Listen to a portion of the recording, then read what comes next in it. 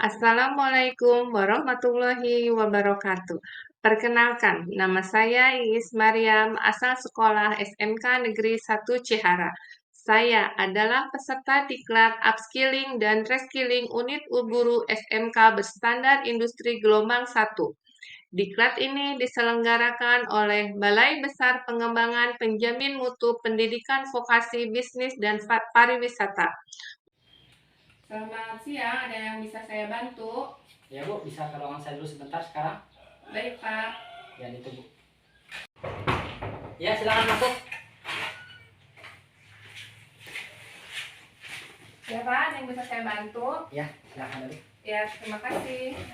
Jadi Ya. gini Bu, kita Ya. harus menghadap ke dinas pajak. Ya. Nah, di sini ada beberapa dokumen yang harus kita buatkan. Di sini kita harus membuat yang pertama adalah laporan pajak kita. Ya. Dan juga kita harus buatkan, nanti Ibu buatkan laporan kas kecil dan non kas juga. Ya. Ya.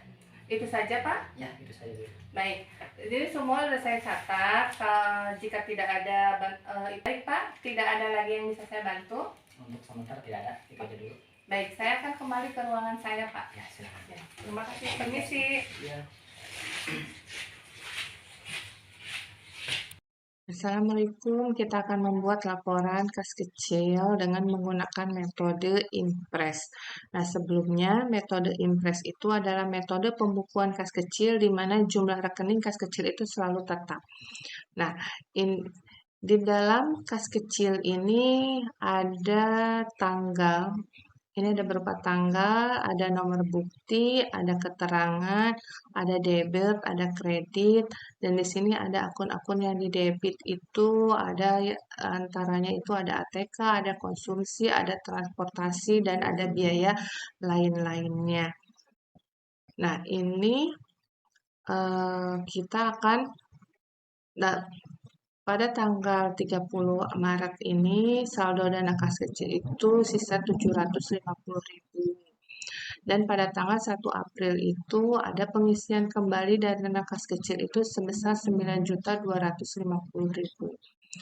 Nah, selanjutnya di sini ada IZM 01, di sini ada kita itu akan membayar langganan harian Kompas dan bisnis. Nah, sebesar 140 dan 90.000. Ini termasuk ke dalam biaya lain-lain. Terus ada juga membeli ATK, toko buku, di sini sebesar 2.330.000. Karena di sini membeli ATK, di sini ada kita masukkan ke dalam kolom ATK sebesar 2.230.000.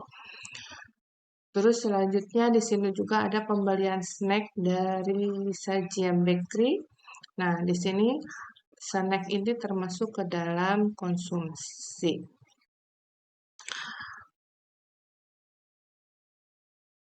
Terus ada juga pembelian materai IZM 04 membeli materai sebesar 30 lembar dikali harganya itu 10.000 satu materainya berarti menjadi 300.000. Nah, ini masuk ke dalam lain-lain. Masuk ke dalam lain-lain karena materai ini tidak termasuk ke dalam ATK. Begitupun selanjutnya di sini di IZM 05 ini membayar pokok taksi online. Ya, taksi online ini sebesar 200.000. Ini dimasukkan ke dalam kolom transportasi.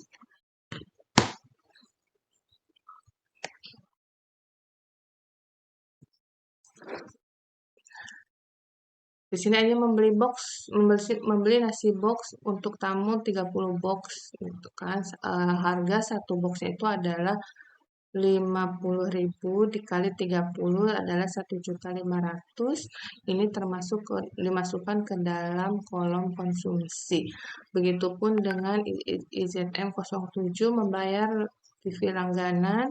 Nah, ini masuknya ini ke dalam lain-lain karena tidak termasuk ATK konsumsi. Nah, terus juga di sini membeli tiket pesawat tujuan ke Medan bolak-balik. Ini di IZM kodenya IZM 08 ini adalah sebesar 2.900.000 kita simpan di kolom transportasi. Nah, begitu pun sampai tanggal April 27 di sini membeli tiket KA Argo Gede Parahyangan tujuan ke Bandung sebesar 400. Nah,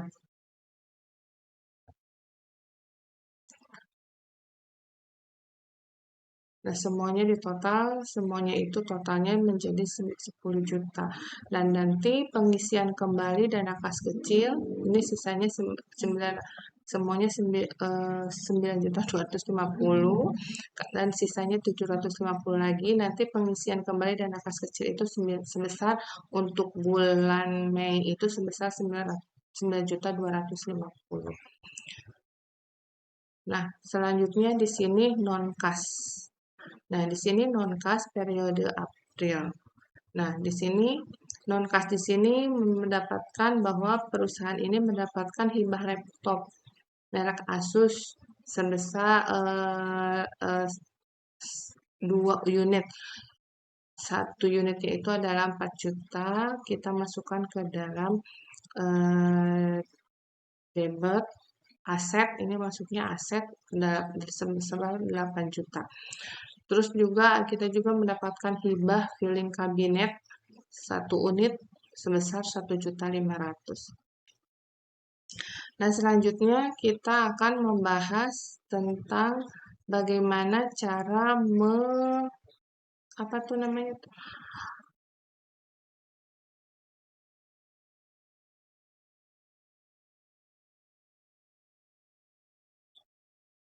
Dah dulu deh. Nah, sekarang kita akan membahas tentang bukti dari pengeluaran yang di kas kecil. Jadi tiap pengeluaran berarti kita ada bukti pemasukan kas kecil berupa nota-nota kecil. Nah, di sini ada pembuktian masuk kas kecil sebesar 9.250 pada tanggal 30 Maret. Ya, dikirim oleh sekretaris. Terus selanjutnya juga di sini ada juga bukti pengeluaran pembayaran kas kecil untuk harian Kompas dan bisnis.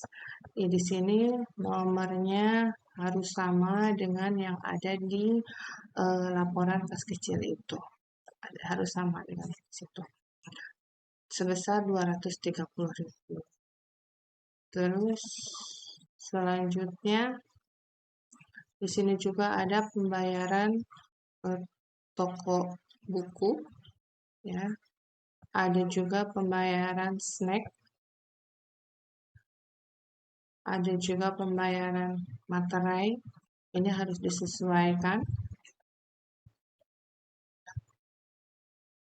Terus ada juga pembayaran dari supir taksi online. Jadi harus sama di sini. Terus ada bukti pengeluaran kas kecil juga dari pembelian nasi box. Ya. Terus selanjutnya ada juga dari pembelian tiket pesawat. Ya. Pembayaran fotokopi, ada juga toko parcel juga. Jadi dalam setiap yang dilaporkan ke dalam kas kecil itu berarti harus ada buktinya. Bukti bahwa kita itu sudah mengeluarkan kas kecil. Nah, di sini kita akan mengajukan kembali pengajuan kas kecil untuk periode selanjutnya. Dan diterima laporan ini nanti disusun oleh bendahara kas kecil, pemegang kas kecil, dan nanti buktinya dilaporkan kepada bendahara perusahaan. Nah, selanjutnya di sini bagaimana kita cara mengamankan perlindungan ke dalam laporan kas kecil ini. Sebelumnya kita masuk ke file. kita masuk ke info, terus di sini juga ada protect dokumen,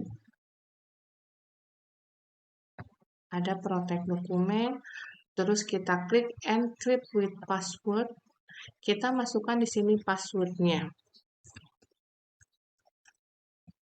Kita oke, kita ketikkan satu lagi, kita sudah oke. Kita akan lihat apakah sudah aman atau belum. Kita lihat di sini.